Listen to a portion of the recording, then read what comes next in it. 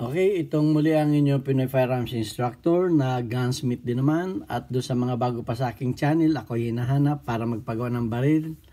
Ako po'y wala sa Pilipinas. Ako po'y dito nagtatrabaho sa Mayadin Shooting Range sa Kuwait bilang isang firearms instructor, gunsmith. Ako po'y 20 years na dito, kaya hindi na ako naninira sa Pilipinas. At wala pong gun for sale sa ating YouTube channel. Okay, at bago ako magpasalamat sa inyo at bumati ay gusto ko lang munang basahin ang katanungan ng nagpakilalang user. Sabi niya, Sir, ano po kaya ang diferensya?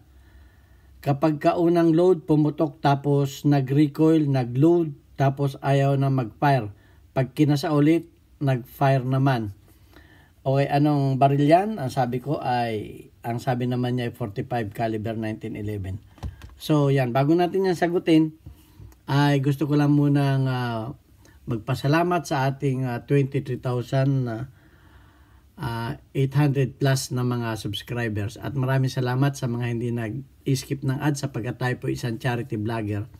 May 6 na estudyante po tayong tinutulungan na hindi po natin sila ginagawa ng videos para kumita sa YouTube. Tayo po ang ginamit natin ay ating maliit na kaalaman para yung kinikita natin sa YouTube ay itutulong naman natin sa 6 na mga estudyante anak ng mga single parent. Tayo naman po ay wala nang pinapag-aral. Graduate ng ating mga anak. At ang kinikita naman natin dito sa ating kumpanya ay sapat naman para sa pamilya. Kaya po naisipan ko naman na tumulong sa iba sa pamamagitan ng ating YouTube channel. So maraming salamat po sa mga hindi nag-skip ng ads at sa mga nanonood, sa mga silent viewers.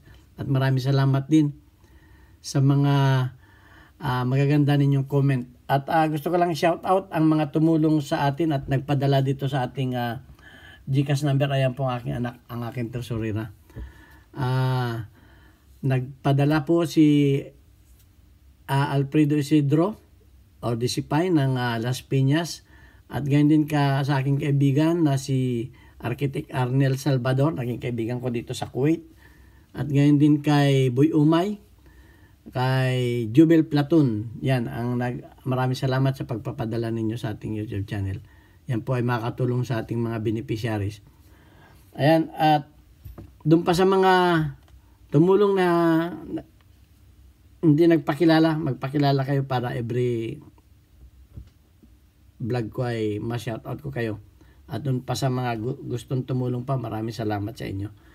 Ayan, at ang problema ni user, ito, check natin ang 1911. Okay, walang magazine. Check protocol natin, i-check lagi ang chamber. Every time na hawak tayo ng baril, checkin natin ang chamber at checkin natin kung may magazine. Okay, ang sabi niya, pag nag-load ka, okay, puputok. Yan, puputok siya. Pagkatapos, ay, ang sunod, magsacycle siya, maglo-load naman siya. Ibig sabihin, ay naka-hammer up at pag kinalabit mo, hindi na siya puputok. Parang yun ang pagkaintindi ko, hindi masyadong maliwanag. So pagka ganun, hindi pumutok, ang sabi niya, pag kinasa ulit, puputok naman. Ibig sabihin niya, yung bala tumalsik. Yung hindi pumutok na bala, pag ganun po, checkin niyo yung primer.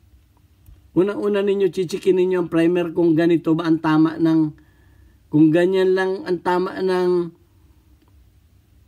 firing pin sa primer, hindi po puputok. Tingnan ninyo kung malalim. Okay, bakit yan ay bakit yan ay mababaw? Okay, maaring may problema rin ang inyong barrel. Chikin ninyo ang barrel kung ito ba ay mas mababa kaysa dito. Ayan, mas mababa kaysa dyan. Ito ay pantayan. Dapat yan ay magkapantay ito at saka ito.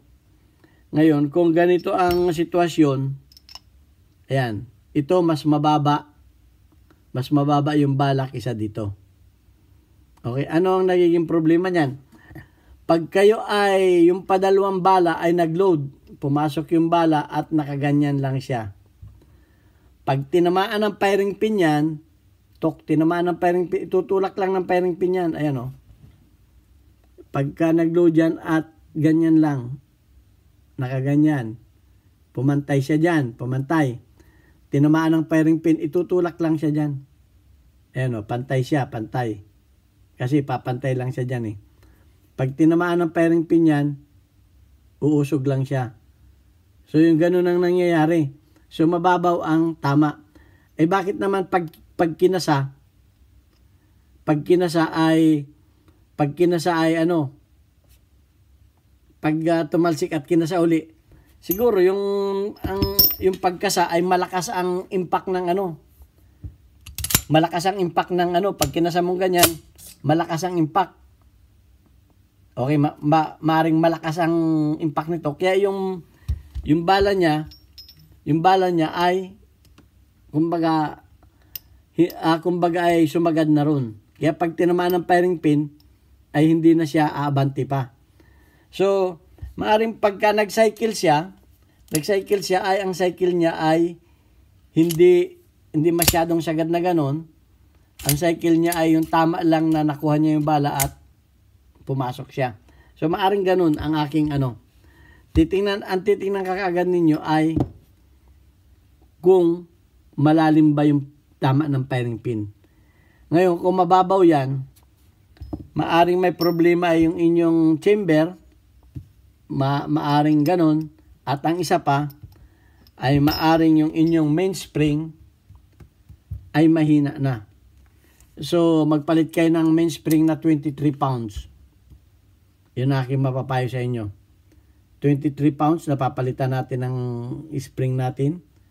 Ang standard po ay 23 pounds. Ngayon, katulad ng pinaliwanag ko, may mga shooter na gumagamit ng 19 pounds, 18 pounds na mainspring. Dahil ang advantage naman ng malambot ang mainspring ay hindi nahihirapang umatras ang slide.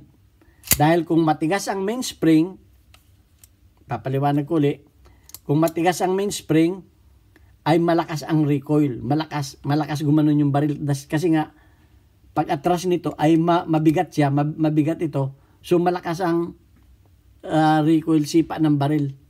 Yung sipa pataas. Ngayon kung ito'y malambot, ay hindi siya mahirap. Kung medyo malambot, kung mga 18 pounds, yun ang ginagawa, ay kumbaga maganda, swabe ang laro ng slide. Excuse me. So ganun. Bakit naman sila gumagamit ng light na mainspring? Ang primer na nilang ginagamit ay light primer. Kasi mayroong mga hard primer at may light primer. So ang ginagamit ng mga shooter ay light primer. Dalawang klase po ang primer, yung hard at saka light.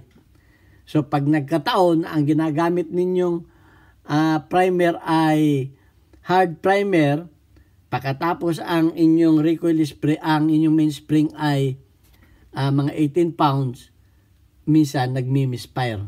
Yan ang nagiging problema. So, ganun ang mga sikreto na maaaring hindi pa ninyo alam. So, ang mapapayo ko sa iyo, magpalit ka na lang ng mainspring na 23 pounds. Baka ang nakalagay dyan, hindi ko masigurado, baka nakalagay dyan ay 18 pounds. So, checkin mo agad yung, pagka nagmi-misfire, chichikin agad ninyo ay itong primer. Kung tama ba ang lalim, kung mababaw ba ang lalim, kamukha nito, mababaw, hindi ang puputok. So, yun agad ang chichikin ninyo. Chichikin din ninyo unang-una yung inyong chamber. At titistingin ninyo sa mga, kung magchichik kayo ng chamber ninyo, ang gagamitin ninyong bala ay original na